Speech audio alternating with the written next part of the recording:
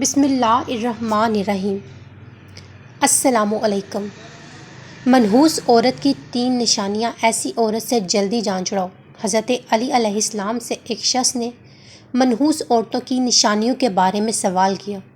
حضرت علی علیہ السلام نے ارشاد فرمایا کہ اگر عورت کے اندر یہ 3 نشانیاں نظر آ جائیں تو جلد سے جلد اس سے جان چھڑائیں۔ ناظرین، انسانی معاشرہ مرد اور عورت کے وجود سے تشکیل پاتا ہے۔ کسی بھی معاشرے کی ترقی صرف مرد کی وجہ سے نہیں ہوتی، بلکہ عورت بھی ایک فرد کی حیثیت سے ایک اہم کردار سر انجام دیتی ہے۔ یوں تو آج دنیا کی کوئی قوم اور کوئی مذہب عورت کے مقام و حیثیت اور ان کے کردار کی اہمیت سے انکار نہیں کر سکتا۔ اسلام نے جس طرح عورت کے مقام کو انسانی معاشرے میں بلند کیا اور عورت کے کردار کو مذہبی، اخلاقی، معاشرتی اور سماجی ہر اعتبار سے اہمیت دی، اس کی کوئی بھی مثال کسی معاشرے میں دکھائی نہیں دیتی۔ یہ حقیقت بھی ہے کہ اسلام سے پہلے عورت مظلوم ہر اعتبار سے ایک ایسی زندگی گزارنے پر مجبور تھی جس میں عورت کی کوئی عزت اور کوئی مقام نہ تھا اور نہ ہی اس کا کوئی احترام تھا۔ عورت کے وجود کو قابل ذلت سمجھا جاتا تھا اور اسے تمام برائیوں کا سرچشمہ جانا جاتا تھا۔ اس کے بعد اسلام کی آمد ہوئی، عورت کے لیے آزادی کا پیغام تھی۔ اسلام نے ان تمام رسم و رواج کو مکمل طور پر ختم کر دیا جو عورت کے انسانی وقار کے خلاف تھی اور عورت کو حقوق عطا کیے، جس سے معاشرے میں عزت و احترام کی مستحق ہوئی۔ محترم ناظرین، تعلیمات کے لحاظ سے عورت کا پہلا روپ ہی اس دنیا میں رحمت ہے۔ بیٹی بن کر پورے خاندان کے دلوں پر راج کرتی ہے، بہن بن کر بھائی کی مخلص اور سچی دوست، ماں کا بازو بن جاتی ہے، بیوی بن کر ہمیشہ ساتھ نبھانے والی اور ہر دکھ کا ساتھی بن جاتی ہے۔ اللہ تبارک تعالیٰ اس طرح رتبے کی اس قدر بلند کر دیتا ہے کہ جنت کو اٹھا کر اس کے قدموں میں رکھ دیتا ہے۔ حضرت علی علیہ السلام نے ارشاد فرمایا کہ مرد کی مردانگی کے سب سے بلند ترین سطح یہ ہے کہ کسی مرد کی وجہ سے کبھی بھی کسی عورت کی آنکھوں میں آنسو نہ آئے۔ ناظرین، جان لیجیے کہ کسی بھی معاشرے میں عورت کا فطری مقام اس کا گھر ہے، وہ اپنی چھوٹی سی ریاست کی ملکہ ہے۔ اسلام نے عورت کو وہ مقام و مرتبہ عطا کر دیا جو کسی مذہب نے عورت کو نہیں دیا۔ مرد کو عورت کا محافظ قرار دیا، اور یہ ہمارا مذہب اسلام ہی ہے جس نے خاندانی رشتوں کی پہچان کروائی۔ اس ویڈیو میں عورت کی کچھ ایسی خوبیاں بیان کی جا رہی ہیں جس سے عورت کا کردار مزین ہو جاتا ہے۔ عورت کی 3 ایسی غلطیاں کے بارے میں بھی بیان کیا جا رہا ہے جس کے سبب عورت کو منحوس قرار دیا جاتا ہے، اور یہ 3 غلطیاں جو بھی عورت کرتی ہے تو وہ عورت منحوس کہلاتی ہے۔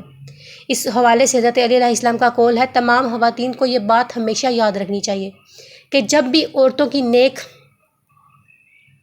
خوبیوں کی بات ہوگی تو شوہر کی فرما برداری سر فہرست ہوگی۔ قرآن پاک میں اللہ تعالیٰ ارشاد فرماتا ہے کہ نیک عورتیں وہ ہیں جو فرما بردار ہیں اور اپنے خاوند کی غیر موجودگی میں مال و آبرو کی حفاظت کرنے والے ہوں۔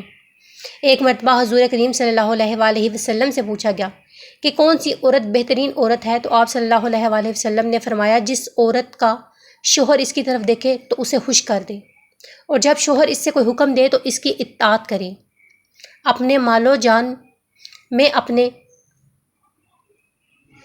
شوہر کا ناپسندیدہ کام نہ کرے اور اس کی مخالفت نہ کرے۔ عورت کی محبت اور اس کی اطاعت میں سب سے زیادہ حقدار اس کا شوہر ہے۔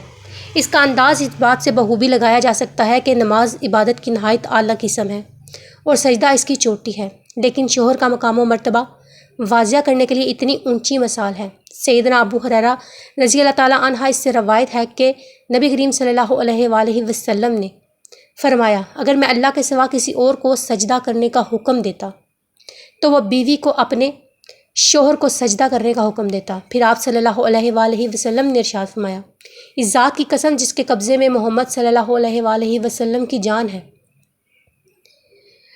عورت اپنے رب کا حق ادا نہیں کر سکتی جب تک وہ اپنے شوہر کا حق ادا نہ کرے، حتیٰ کہ اگر اس کا شوہر اس کو بلائے اور اگر وہ سواری پر ہو تب بھی وہ اپنے آپ کو نہ روکے۔ حدیث مبارکہ ہے کہ جس شوہر کو اپنی بیوی سے تکلیف پہنچتی ہو، جنت کی حوریں اس کو بد دعا دیتی ہیں۔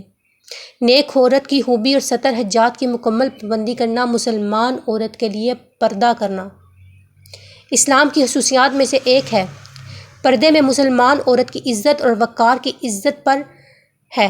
پردہ ایک رحمت ہے۔ اسلام نے عورت کا انتہائی بیش قیمتی سرمایہ قرار دیا ہے، اس لیے اس کی حفاظت کا خصوصی انتظام بھی کیا ہے۔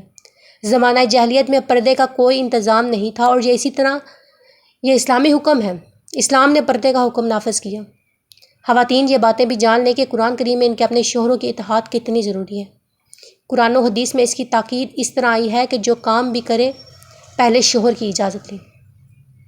اس سلسلے میں چند احادیث بیان کی جا رہی ہیں۔ نبی کریم صلی اللہ علیہ وآلہ وسلم نے ارشاد فرمایا کہ اپنے شوہر کی موجودگی میں کوئی بھی عورت اس کی اجازت کے بغیر نفلی روزہ نہ رکھے۔ اس کے علاوہ بھی چند خوبیاں بیان کی گئی ہیں، لیکن پہلے آپ کو حضرت علی علیہ السلام کے فرمان کے مطابق بتاتے ہیں کہ بدبخت اور منحوس عورت کی نشانیاں کون سی ہیں۔ کہا جاتا ہے کہ ایک مرتبہ ایک شخص حضرت علی علیہ السلام کے پاس آیا اور عرض کرنے لگا، یا علی، وہ کون سی عورت ہے جو منحوس ہے؟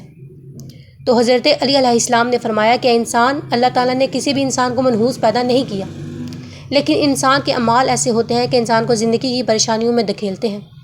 تو یہ شخص حضرت علی علیہ السلام سے پوچھنے لگا، یا علی، وہ کون سے کام ہیں؟ تو حضرت علی علیہ السلام نے ارشاد فرمایا، گھر کے لیے وہ عورت پریشانی کا سبب بنتی ہے کہ جس کی رگ رگ میں یہ 3 عیب پائے جاتے ہیں۔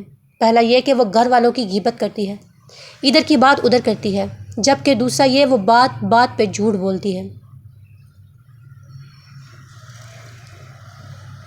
تیسرا عیب یہ کہ نبی کریم صلی اللہ علیہ وآلہ وسلم کے فرمان کے مطابق جو عورت اپنے شوہر کے بلانے پر اس کے پاس نہ جائے، ایسی عورت پر فرشتے آسمان سے لعنت کرتے ہیں، اور ایسی عورت گھر کے امن و چین اور سکون کے لیے منحوس ضرور ثابت ہوتی ہے۔